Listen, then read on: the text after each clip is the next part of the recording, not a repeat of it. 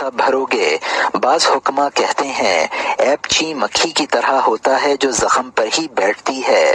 بعض لوگوں کو اگر مگر کی علت ہوتی ہے، کسی آدمی کا ذکر کیجئے تو کہیں گے بڑا اچھا آدمی ہے، لیکن پھر اس لیکن کے بعد اس کی خوب برائیاں کی جاتی ہیں۔ ان چیزوں سے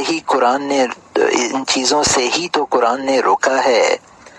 اشارے کرنے والا برباد ہے جو آنکھ سے اشارے کرتا اور چغلیاں کرتا پھرتا ہے۔ سورہ نمبر 104 آیت نمبر 1۔ تم میں سے کوئی کسی کی غیبت نہ کرے۔ سورہ نمبر 49 آیت نمبر 12۔ ہماری خوشی اس بات میں ہے کہ ہم دوسروں کو خوش کریں، انہیں آرام پہنچائیں، ان کی صلاحیتوں، کاموں اور فضل کا اعتراف کریں۔ ہم احترام اور اہتمام پائیں گے۔ جتنا ان سے اعراض، تجاہل اور بے پرواہی برتیں گے، اتنا ہی وہ بھی ہم سے تغافل اور اعراض کریں گے۔ برابر سرابر کا بدلہ ہے۔ کون عقل مند ہوگا جو لوگوں سے تو اپنا احترام کرانا چاہے لیکن خود ان کی اہانت کرے، یہ چاہے کہ وہ اس کی تکریم کریں اور خود انہیں ذلیل کرنا چاہے۔ یہ غلط تقسیم ہوگی جس کے بارے میں فرمایا ناپ تول میں کمی کرنے والوں کو بربادی ہو۔ دوسروں کی محنتوں پر پانی نہ پھیریں۔ سماجی تعلقات سے میں نے یہ استفادہ کیا کہ اپنے آپ کو اور اپنے دوست کو خوش رکھنے کا طریقہ یہ ہے کہ اس کی مناسب عزت کریں، اسے سب سے اچھے نام سے پکاریں جو اس کا عرف ہو یا کنیت ہو۔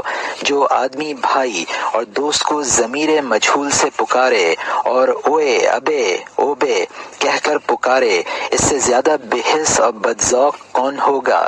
سوچئے کہ کیا آپ بھی پسند کریں گے کہ کوئی آپ کا نام غلط لے، کنیت وغیرہ میں غلطی کرے؟ نہیں۔ کسی سے تجاہل، اعراض اور نظر اندازی کا رویہ طبیعت کی خساست، احساس کی مردنی اور جذبات کی ٹھنڈک کی دلیل ہے۔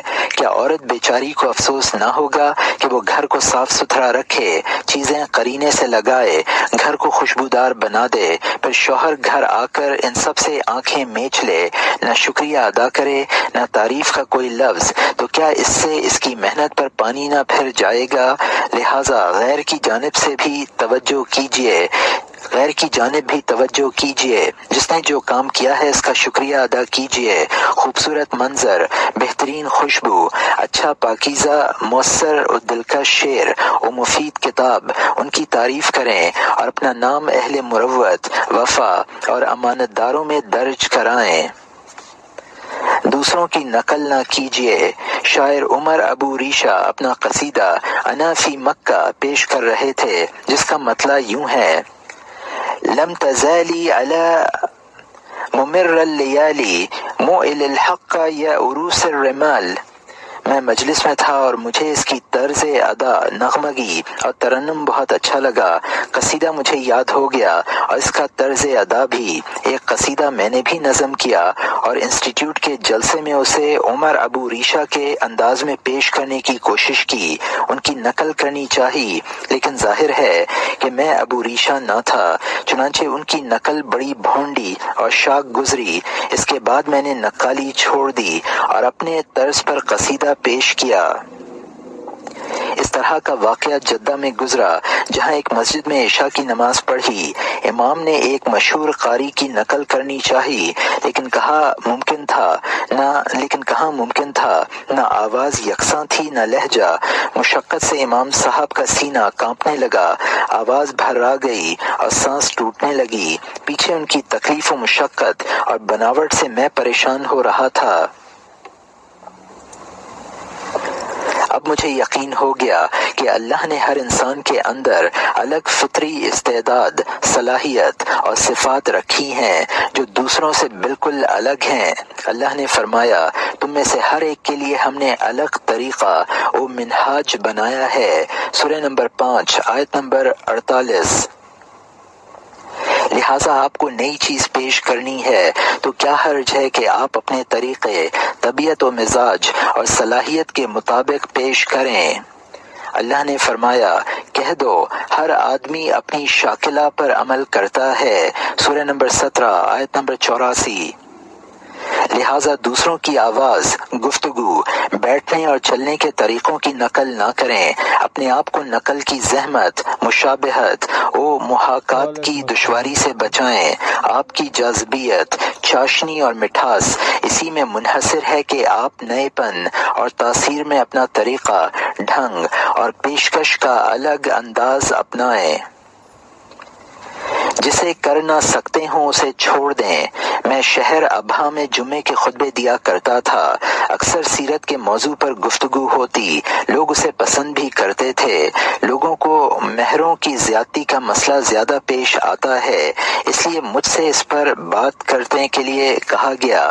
اس موضوع پر اظہار خیال کے لیے واقعی مثالوں اور عام زندگی کے واقعات کی ضرورت پڑتی ہے۔ اس طرح کا کام مجھ سے ہوتا نہیں، کیونکہ میری دلچسپی اور صلاحیت سے سیرت کو مناسبت ہے۔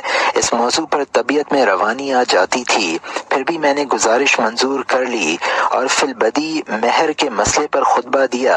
ایک آیت اور حدیث پڑھی، پھر مثالیں دینی شروع کیں، لیکن مناسبت نہ ہونے کے باعث ربط باقی نہ رہا اور آئیں بائیں شائیں کرتا رہ گیا۔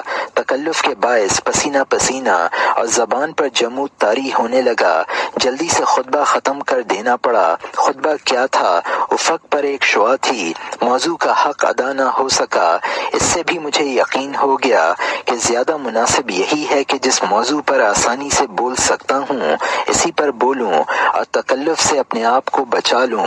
قرآن میں ہے، میں تکلف کرنے والوں میں سے نہیں۔ سورہ نمبر 38 آیت نمبر 86۔ حضرت عمر رضی اللہ عنہ نے فرمایا کہ ہمیں تکلف سے منع کیا گیا ہے، لہٰذا اگر ہم آرام و سکون اور بہتر پیشکش چاہتے ہیں تو ضروری ہے کہ اسی کو لیں، اسی پر گفتگو کریں جسے بہتر طور پر کر سکتے ہوں، جس کا حق ادا ہو سکے۔ حدیث میں آیا ہے، اللہ تعالیٰ یہ پسند کرتا ہے کہ تم میں کوئی بھی جب عمل کرے تو بہتر طریقے پر انجام دے، کیونکہ اچھے انداز میں کرنے سے دل کو ندامت نہیں ہوتی، ضمیر میں خلش نہیں رہتی اور امانت کا حق بھی ادا ہو جاتا ہے۔ زندگی کا نظام تتر بتر نہ ہو۔ میں نے ایک دن 12 تفسیریں جمع کیں، طبری، ابن کثیر، بغوی، زمخشری، قرطبی، فی ظلال، شقیطی، رازی، فتح التقدیر، الخازن ابو سعود اور تفسیر القاسمی۔ پھر ارادہ کیا کہ روزانہ ایک آیت کی تفسیر تمام تفسیروں میں دیکھوں گا، اس طرح دوسری، تیسری، چوتھی آیت کی۔ ایسا کر کے میں نے ذہن کو ٹٹولا تو اس میں کچھ نہ تھا، بلکہ سوالات کی جگہ ملال اور اکتاہٹ تھی۔ معلوم ہوا کہ مطالعے کا یہ طریقہ مناسب نہ تھا، اس میں کوئی ضبط و ترتیب نہ تھی، بلکہ جلد بازی اور سرسری گزرنا تھا۔ لہٰذا اگر صحیح اور اطمینان سے استفادہ کرنا چاہیں تو کثرت مصادر و مراجع سے ذہن کو منتشر نہ کیجیے، بلکہ ایک نقشہ بنائیے اور اسی کے مطابق مستقل پڑھیے، اگرچہ تھوڑا ہی ہو، کیونکہ قلیل کام میں بھی مداومت بہت نفع دیتی ہے۔ نبی کریم صلی اللہ علیہ وسلم بھی اسی کام کو پسند کرتے تھے جو مداومت کے ساتھ کیا جائے، گرچہ قلیل ہی کیوں نہ ہو۔ زیادہ کی حرص نے تمہیں غافل کر دیا ہے۔ ایک بار کچھ روپیہ ملا تو بڑا جوش و خروش پیدا ہوا اور اسی عالم میں ایک بڑے کتب خانے پہنچ